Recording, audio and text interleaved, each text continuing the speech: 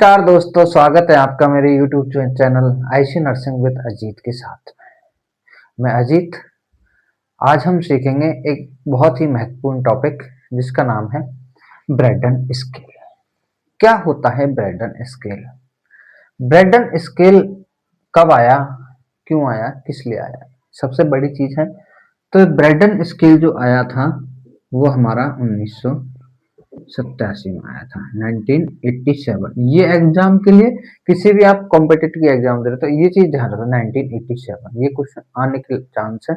और मैं आपको आईसीयू लेवल, वार्ड या इमरजेंसी सब में ब्रेडन स्केल की रिक्वायरमेंट है। तो एक प्रेशर अल्सर के लिए हम असेसमेंट करते हैं, उसके अंदर हम 6 महत्वपूर्ण टॉप फैक्टर होते हैं, उनको हम देखते हैं। तो कौन कौन से हैं, चलो स्टार्ट करते हैं। पहला है सेंसरी परसेप्शन। सेंसरी परसेप्शन का मतलब होता है पेशेंट की जो सेंसेशन है वो कैसी है, पेशेंट दर्द को महसूस कर पा रहा है या नहीं कर पा रहा है। अगर सेंसेशन कम होगी रिस्क ज्यादा होगी, ये बात। हाँ, पेशेंट को अगर सेंसेशन कम है तो रिस्क बहुत ज्यादा रहेगी। इसको का जो स्कोर होता है वो 1 से लेकर 4 तक होता है। अगला मॉइस्चर। मॉइस्चर पेशेंट की स्किन कितनी मॉइस्ट रहती है, गीली रहती है, मतलब कितनी गीली रहती है। जैसे कि अगर ज्यादा गीली रहने का चांस, जैसे पसीने की वजह से भी गीली रह सकती है, पेशेंट के यूरिन की वजह से भी गीली रह सकती है, पेशेंट के स्टूल की वजह से भी गीली हो सकती है। तो जितनी ज्यादा गीली पेशेंट की स्किन रहेगी उतनी ज्यादा रिस्क ज्यादा रहेगी। तो इसका भी हम स्कोर जो देते हैं 1 से 4 तक देते हैं। नंबर 3, पेशेंट की एक्टिविटी। एक्टिविटी, पेशेंट की एक्टिविटी कैसी है, पेशेंट चल पा रहा है नहीं, वॉक कर पा रहा है नहीं, पेशेंट चेयर पे है, या पेशेंट किसी की सहायता से चल पा रहा है, या पेशेंट अपने आप से खुद से चल पा रहा है।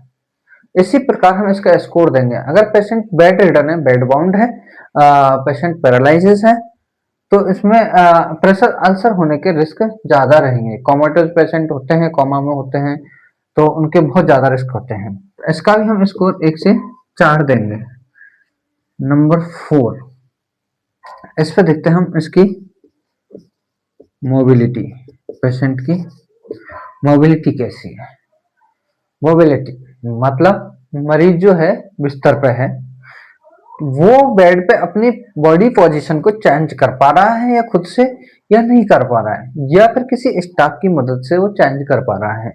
तो इसलिए हम ये इसका भी स्कोर हम 1 से 4 देंगे। पेशेंट खुद से कर पा रहा है या नहीं कर पा रहा है, किसी की सहायता से बॉडी पोजीशन कर पा रहा है या बिल्कुल कम कर पा रहा है, जो भी है उस हिसाब से हम ये स्कोर देंगे। Number 5, nutrition. देखो न्यूट्रिशन एक बहुत अच्छी चीज है। न्यूट्रिशन कैसा है पेशेंट का, पेशेंट प्रॉपर डाइट ले रहा है, ये पेशेंट बिल्कुल डाइट नहीं ले रहा है या बहुत कम डाइट ले रहा है। इसका मतलब है कि अगर पेशेंट अच्छी डाइट लेगा तो स्किन बहुत जल्दी रिपेयर करेगी।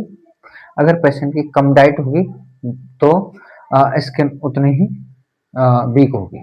ठीक है, यानी पुअर न्यूट्रिशन मतलब हीलिंग स्लो, गुड न्यूट्रिशन बहुत तो फिर तो स्किन बहुत अच्छी रहेगी। इसका भी हम स्कोर देंगे 1 से 4।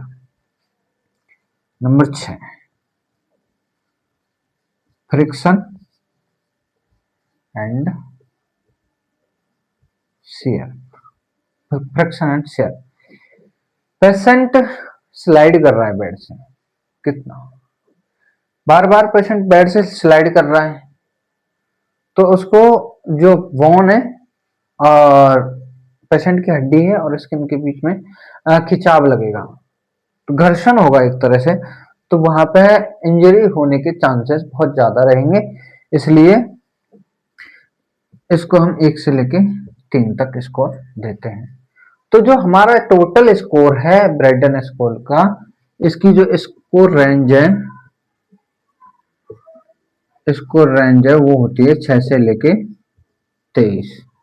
वेरी मोस्ट इंपॉर्टेंट क्वेश्चन अगर पूछा जाए, ब्राइटन स्कोर की ब्राइटन स्केल के अंदर स्कोर रेंज कितनी होती है, तो 6 से लेके 23 तक होती है, मिनिमम 6 और मैक्सिमम 23।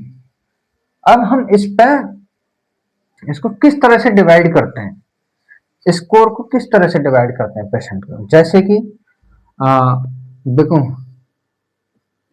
19 से लेके 23, 19 to 23 यानी नो रिस्क। अगर पेशेंट का स्कोर इतना आ रहा है तो पेशेंट को नो रिस्क, कोई भी रिस्क नहीं है, एकदम ओके, ठीक है।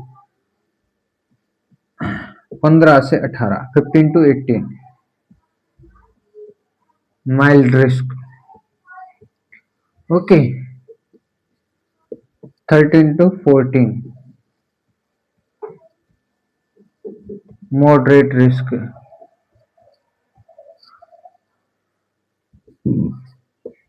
10 to 12 high risk,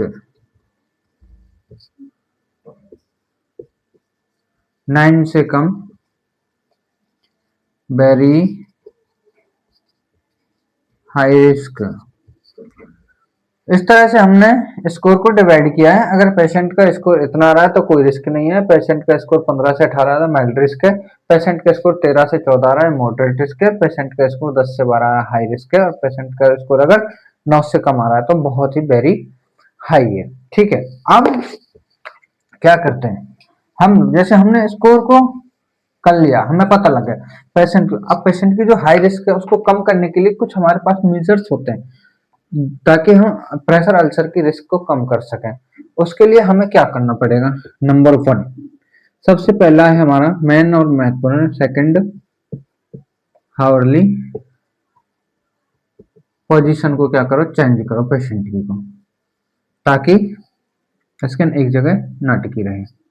number 2 patient की स्किन है उसको क्या रखो, ज्यादा से ज्यादा ड्राई, ठीक है, यानी मॉइस्चर प्रोटेक्शन दो, पेशेंट की स्किन को ज्यादा से ज्यादा ड्राई रखो। पेशेंट को अप्लाई करो एयर बेड यानी एयर मैट्रेस या gel mattress. Second hourly position change करो, ड्राई रखो पेशेंट की स्किन को, और एयर बेड का यूज करो, और पेशेंट को क्या दो, गुड न्यूट्रिशन दो, अच्छा खाना दो पेशेंट को, ठीक है। हील का प्रोटेक्शन करो पेशेंट की को, प्रोटेक्ट हील को प्रोटेक्ट करो, जो हील है हील प्रोटेक्शन लगाओ, और स्किन असेस करो डेली। ये फैक्टर है, ये कुछ मेजर्स हैं जो जिससे हम प्रेशर अल्सर की रिस्क को कम किया जा सकता है, बहुत ही कम किया जा सकता है। तो ये था ब्राइटन स्केल असेसमेंट का early easy and practical base पे आपको असेसमेंट करवाया है। अगर आपको मेरी वीडियो अच्छी लगी हो तो आप मेरे YouTube चैनल को लाइक करें, शेयर करें और सब्सक्राइब करें। Thank you.